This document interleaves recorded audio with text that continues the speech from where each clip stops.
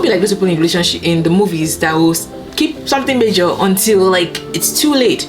There will be so many chances to say it, and then something will just happen. Like, you should make time for important conversations. How much of your past should you share with somebody that you're thinking of getting into a relationship with, or somebody you want to marry?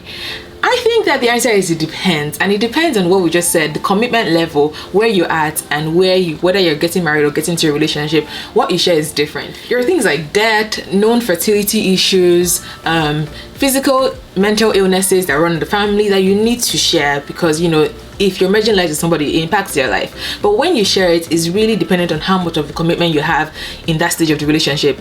But the option to not share, I don't really think is there, because I don't know how you can say you love somebody and then intentionally keep away information from them that could affect the quality of their life and your life as well in the long term, whether for good or for bad. Serious money is also some news that you need to share if you come from serious money. But when you share it, is dependent on how much of a commitment you've had. So we're just going to chat about the different stages. What kind of information do you need when you're just trying to decide, when you're screening them and saying, of all the men in the world, of all the women in the world, why should I choose you? Do we get along enough to really get into a relationship? And then there's information you need when you're merging and coming together to form a life together. There are levels to this, so let's just chat about it. So at the talking stage, you barely know each other. Your first assignment is to really decide, do I even want to be in a relationship with this person? And you do that by teasing out pieces of information. At this point, you're gauging things like character, what motivates them, what excites them, how do they treat other people, how do they spend their time, what's their life like, and what's their level of maturity, what's their reputation in the streets. These are things that you're just gauging to say, do I want to be with this person? You're also gauging things like shared values. Okay, if we say we're both Christians, what does that actually mean? What's our level of commitment to the church? Do they attend church at all? Why not? Or why? What's their personal journey in life, and where have they been, and how has it changed, or how has it affected how they're living their lives right now? You're just trying to learn about each other. Can we even be friends? Friendship is like the foundation of things before you even decide if you want to be more than friends. So do we get along? Are things awkward? Or do we just flow? Is it that things were awkward at the beginning, but now we're getting to know each other and things are getting better? All that kind of stuff. Character, shared values, friendship, the core foundation. But there's one other big question that I think should be brought up in the early stages, especially if you're looking for something serious with this person. As people of African descent, even though this is not something that only affects people of African descent, but we're disproportionately affected. Genotype is a big question. If you're a sickle cell carrier, you should know whether the person you're getting into a relationship with is the same, because as things escalate into marriage, having sex, having children, the risk of having a child with sickle cell is there, and you want to be sure that you're making the best decision for you guys. You want to know the information that you have, and it's best to do this thing now, because later down, when you start catching serious feelings, it's harder to go your separate ways if that's what's needed to do. So I think that while we're still trying to decide if this person is even for us, genotype should come up in conversation.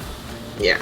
Once you've decided that you're going to merge lives together, you're now boyfriend and girlfriend, things are going well, this is the time to have those serious conversations about your past life, your aspirations, what you want to do with your life, things that have happened to you that you're not, you don't share with a lot of people, but you think will be important for somebody that you want to merge lives with to know. So things you can talk about in your past life can include things that you've gone through, that maybe some difficulties in your growing up, in your childhood, abuse, that affect how you are today, because sometimes you react to things and they're like, what's doing you? And having somebody that you're in a serious relationship with, knowing these things can grow you guys in intimacy, can even help you see what they're able to handle or not, which can further help you decide if this person is worth going the extra mile with. Things like family illnesses or illnesses that run in the family, like mental illnesses, physical illnesses like diabetes, known fertility issues, like maybe your periods are irregular, or you have fibroids, or that you might be impotent. I don't know how people know they're impotent without trying.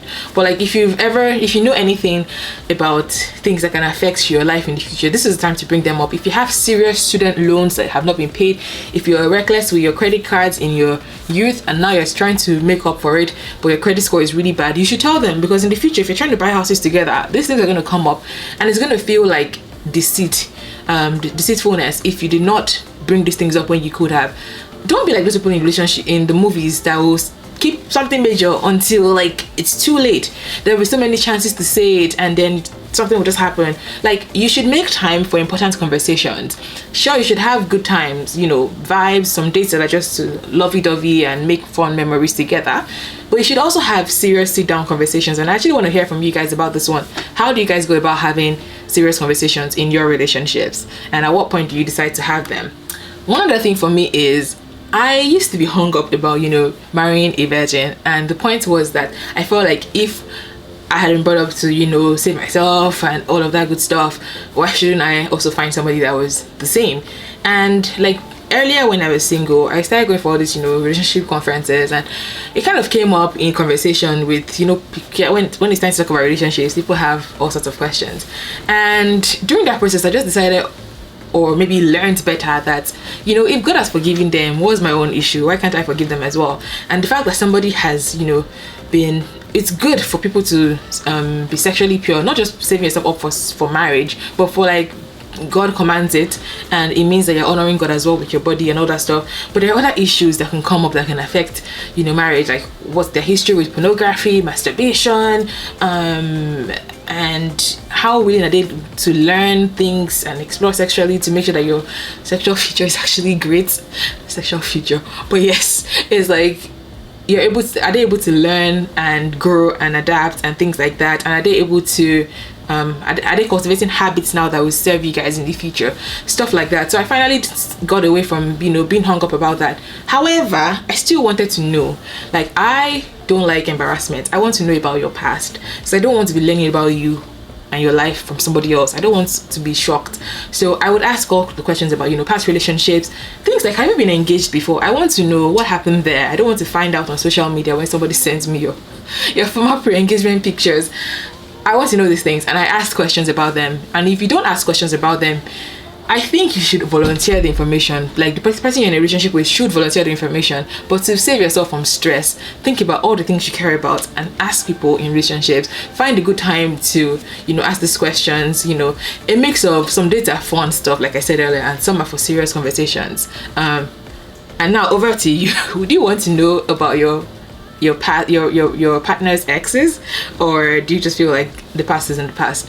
Personally, I don't like embarrassment. I want to know, I want to hear from you, and then ask my follow-up questions and be good with it. And I can live with it. Some people cannot. So let me know how you guys feel about that one. When to have all these conversations is up to you. I think you should take cues from your partner about their readiness for these kinds of conversations, but at the same time, you can't wait forever, because if you keep waiting forever, then you might just find yourself that it's after engagement or after marriage that things are now coming up. Make time for serious conversations. There's time for vibes, but you should not run your relationship on vibes. Ask questions in your relationships and be willing to be honest. And I hope you're with someone who's also willing to be honest with you as well. You want to be with somebody who is with you, you know, despite knowing all that you've been through, or all that has happened in your life. You don't want to be with somebody who's only with you because they don't know your true story. You might not be proud of all that you've been through, but it's still part of your life. So be honest about yourself and be you. Let them love you for you, not for the part of you that you're presenting to them. I believe that you cannot really love somebody without knowing them. So give yourself the chance to be fully known and fully loved by being honest in your relationships and having these difficult conversations. I love love, as you can probably tell, and this my channel is about sharing the practical parts of love that help relationships thrive, sharing principles that help us, you know, go the long mile, make love last, but not just lasting and suffering. Principles that help us thrive in relationships as we go. So if you're about that life, about love, and you love tips like this, please subscribe, and it really helps my channel grow. So I appreciate everyone who's subscribed. Thank you for joining me on this journey. My name is Fopsy Nkwocha, and there's more of content like this, so stick around and watch more. And definitely talk to me in the comments. Let me know what part of this video stuck out to you, how you approach talking to your partner about their past and exes, and when you think is a good time to bring things up. Plus any other thing you have, I always welcome ideas for new videos and new content. So thank you very much for subscribing and following if you're listening on the podcast. Subscribe!